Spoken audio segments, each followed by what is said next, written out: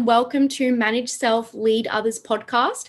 My name is Pip Savaris, and today we're going to be talking about psychological safety with the host of the podcast, Nina Sunday. Hi, Pip, and thanks for being with us today. And I'm looking forward to the topic about leading people and making sure there's psychological safety. So let's get started. My first question is, what is psychological safety?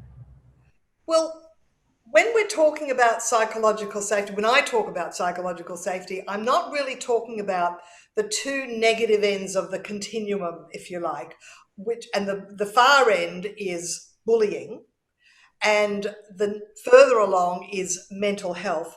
I'm really talking about a very subtle behavior that kind of swamps people in the sense that they don't feel they can have candor, they can't ask questions, they can't contribute ideas, and it could be that maybe they've got a micromanaging manager, or maybe they've even got a bullying manager, that they just feel that if I say something, it's going to turn around and bite me down the track. So it's best if I just keep my head down and say nothing.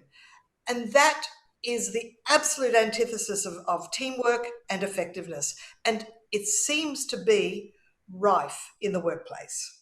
It's so important that people know the definition of psychological safety. So, we can understand when it exists, I guess, what are the benefits of that then? Well, if I can just backtrack a little to how the term psychological safety came up. A Harvard professor coined the term in the very late 90s in one of her books. And that kind of got the ball rolling. Then the next study that was embarked upon was by the Google company, and they named it Project Aristotle. They have a very robust people lab there. And of course, they've got access to all the information in the world. They also had access to over 100 of their own teams, and they started looking at what attributes or qualities contributed to effective teamwork. And what is it about the manager? What are the attributes of a manager that contributed to engagement and effectiveness? So they started off at surface level qualities, such as perhaps the education level of the manager. Was a manager that had an MBA or management qualifications able to lead their teams better than perhaps a manager that came up through the ranks, was more of an IT engineer. So they looked at that difference. That didn't seem to yield any data. Then they started looking at maybe their leadership style, how meetings were carried out. Like some meetings, the manager plays a very strong directive role and does most of the talking and only occasionally invites comments, as opposed to a more ad hoc freewheeling style where people are free to interrupt each other. So they did look at those two styles. That did yield some data. They also looked at things like similar interests, or even socializing outside of work together, because sometimes there has been the opinion that the team that plays together stays together. But that didn't seem to stand up to scrutiny when they looked at it. It didn't seem to create such a difference. So none of those really came up with any distinctive conclusions. So then they started looking at some of the unconscious behaviours and norms and expectations around behaviours and practices. And they started to then realise that some groups were more socially sensitive to each other than others. So, for example, some people would be able to see that someone was a bit quiet, or perhaps even maybe a little bit upset, and instead of just ignoring it and going, well, they're just a work colleague, I won't investigate, they'd actually ask, are you okay? Is anything wrong? And it could be that actually going through a bit of a issue, either at home, maybe aged parents, maybe adolescent teenagers, maybe they have to move house, maybe they're going through a marriage breakup. Anything could be happening. And unless the team is able to somewhat support, we're not talking about prying or getting too involved, but be able to support and be aware that that's what's happening. It seems to take a bit of that weight off the shoulder of the person that's suffering from that issue. So socially sensitive means picking up the non-verbal cues, if you like. So it could be facial expression. It could be whether they're not smiling today, whereas most days they're a smiling sort of personality, or being a bit short or impatient. So they're picking up on different behaviours, or even difference in skin colour and tone, and how they're holding their face and their body language. Those are subtle cues that only teams with high emotional intelligence, or individuals with high emotional intelligence, will pick up, because emotional intelligence is all about being able to be reflective on what you say and also people's responses to what you say. So social sensitivity seemed to become one of the distinctive attributes of an effective team. Yeah. Then there was a second attribute, and it had to do with behaviour in team meetings. And it would appear that it's very common in teams, and I suspect our listeners will be able to identify with this. In teams, there tend to be the verbal fast talkers that seem to express their opinions with absolute confidence. Nothing can stop them. And what happens is the more reflective, introvert members of the team might become so swamped that they actually don't share what they think. So, in fact, I've been in a group meeting where I heard a young man in his early 20s say, "Oh yes, when I'm in meetings, when people sort of say their opinion really quickly and really confidently, I tend to not say anything, because I think, well, they're so passionate about their opinion, they must be right." So people second guess themselves, and often that's where the insight and the wisdom comes from. In meetings, it's very important to be vocal if you have something to say, because then it can stew over and you could talk about it with the colleagues, but not the people who can actually make change. So it's very important. What you're describing there is a very insidious, toxic behaviour. Some people call it white anting, but when people say something negative away from the eyes and ears of their supervisors, they're actually creating internal politics. They're creating negativity. And look, one of the reasons I'm focusing on this is when I had a team of 8 to 10 people, I didn't know this stuff. I didn't understand that focusing on culture meant that led to profitability. I thought the profitability came from focusing on results. And so when we engaged a management consultant to do what's called a 360-degree feedback, Yes. when he revealed the results to me, he said, his comment was, "These are comments that people say, well, Nina has meetings with us, but she doesn't have meetings one-on-one with us. And so I've never really been game to say this." And then they'll say what they really think to him. So he revealed to me what they really thought. And that was a big eye-opener, and it made me change my ways. We're talking 20 years ago. Mm-hmm. That management consultant changed my perception of, I thought culture was about doing things together, socializing, celebrating birthdays, celebrating Christmas together with a lunch. I thought that was culture. But of course, I'd come from a television channel where that was what the culture was. So I was really, whispered down the lane. I was only doing what I'd been taught when I was with a really big bureaucracy. But they didn't really, at that time anyway, perhaps it's improved now, they didn't have a best practice culture. They had people were surface level, polite and operating, but there was a lot of negativity that was expressed behind the supervisors, behind the managers, behind the leaders' backs. And leaders need to know what's truly happening. And here's my biggest tip on how to encourage psychological safety. I use this in team meetings. Can you guess what this is? The talking stick. Yeah. Well, you know me, you know it's a talking stick. This is just a stick. Look, a talking stick can be anything. Yeah. I'll tell you where I got this idea. Oh, look, I won't tell you where I got the idea was actually from some personal development workshops where they would hand the stick and the person who had the stick would speak for 2 minutes uninterrupted and no one could say anything. That was their moment.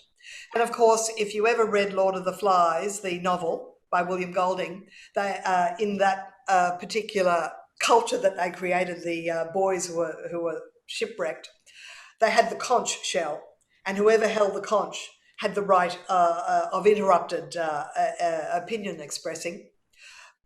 But recently, a couple of years ago in the United States, when the United States Senate had an impasse between the Democrats and the Republicans, US Senator Susan Collins, she'd been given a talking stick from a native culture in Africa, and it had beautifully beaded and was very colourful. And she used this in meetings to free up conversation and to allow everybody to say what they think.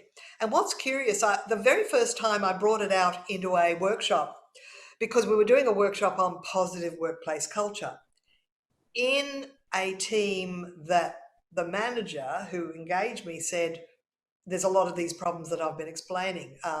The people that we want to hear from are zipping their lips in workshops. There is a bit of a bully manager that kind of makes people fearful to say what they think. I'm trying to open things up, but I have to work with other managers as well.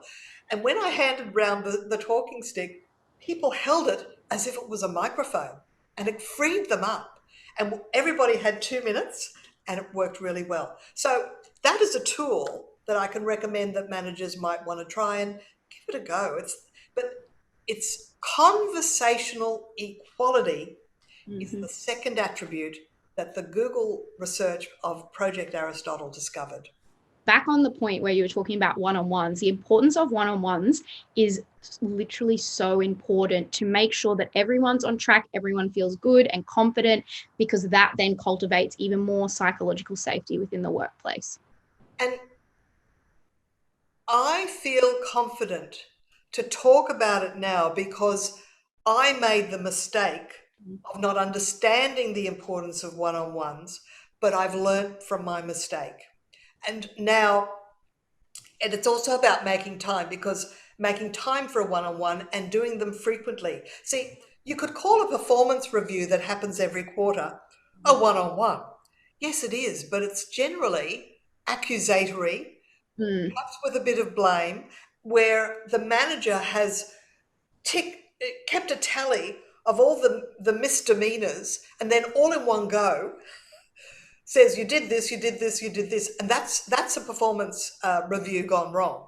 Yes. And what's now becoming best practice is scrapping performance reviews, having regular one-on-ones, because fast feedback is really important. You give feedback the minute, as soon as you observe the behaviour you want to shift.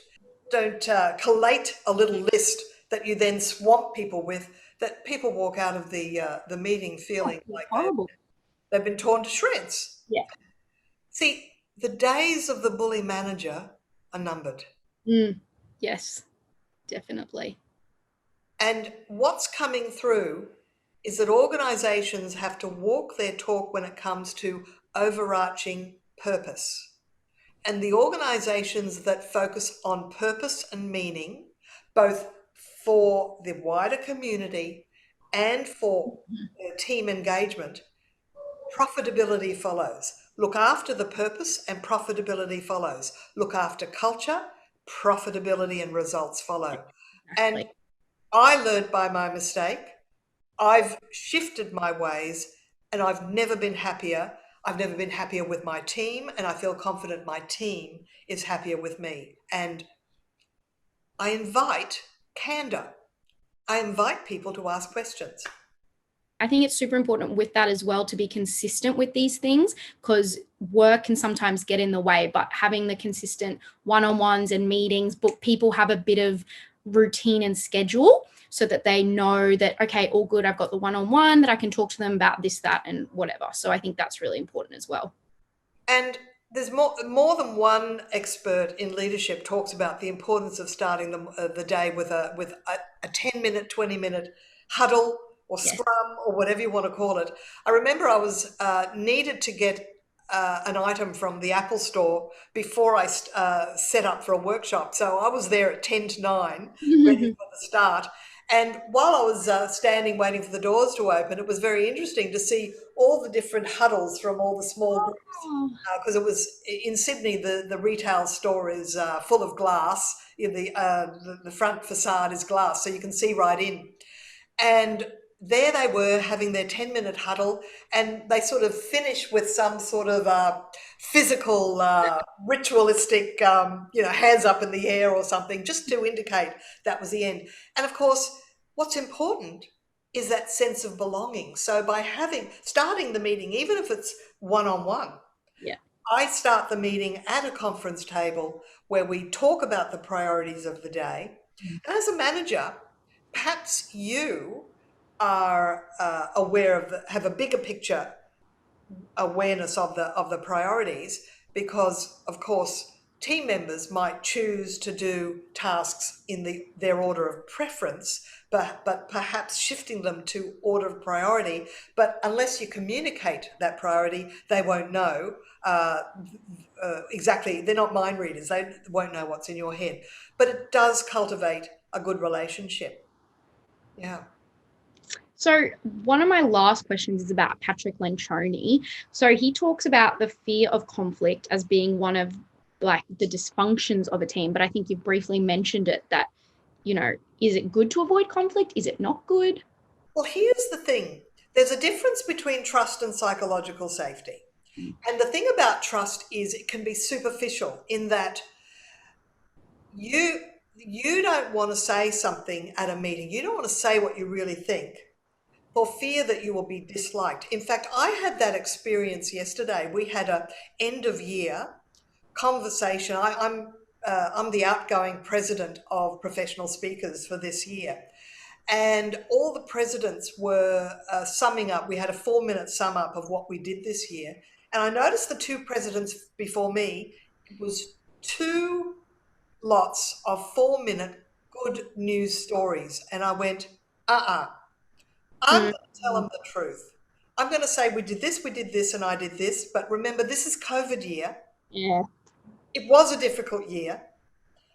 And I decided, and this actually goes against my personal grain, because being a high I in disc influencing, I usually seek people's approval and I don't like to be disliked. But I've just learned that it's important to tell the truth, more important to tell the truth than to be liked or to be approved. And I decided to state what I thought was a home truth. And guess what?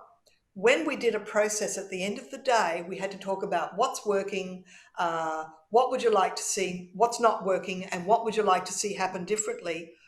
The ripple effect meant that because I told the truth, it was, and this was all done as an anonymous Google Doc. That was fabulous. We all had anonymous names, anonymous squirrel, anonymous crow. It was fabulous. Whoever set up the Google Doc meant that we could say what we think and no one knew what it was.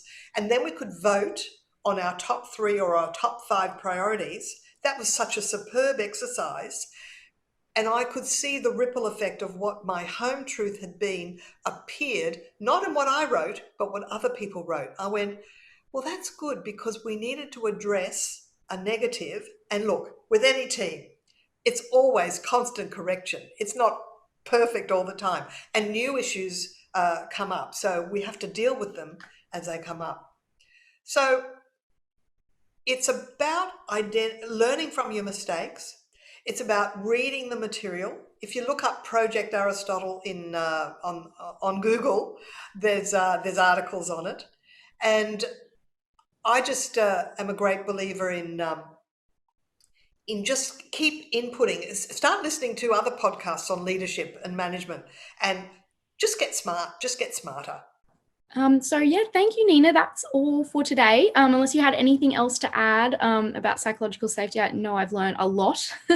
Well, I usually build this topic into another overarching topic that I call the 8 good behaviours of a manager, because that particular title of a workshop gives people the opportunity to focus on what are the good behaviours, but at the same time, the flip side is what are the poor behaviours that we need to avoid. One of the companies that I've worked with that I believe expresses best practice and has won awards for being an employer of choice. I did a productivity session with them, and one of the managers in one of the breaks was talking about, all the managers have to fit in, we all have to fit in all our one-on-ones every month, and in fact we try and do it every fortnight. I said, how many individual contributors do you look after? And he said, I've got about 15. And I said, well, I have to try and fit in one-on-one appointment every 2 weeks. So I find that is my true job. But I do find that the results in terms of effectiveness does speak for itself. So companies are doing it. The world is moving slowly towards a better best practice. And if you can be part of the solution rather than part of the problem, it creates a wonderful ripple effect. Yes, I definitely agree with that. Thanks for your insightful questions today, Pip, and it was fun talking with you. Yeah, thank you so much, Nina, and thank you everyone for listening to Manage Self and Lead Others.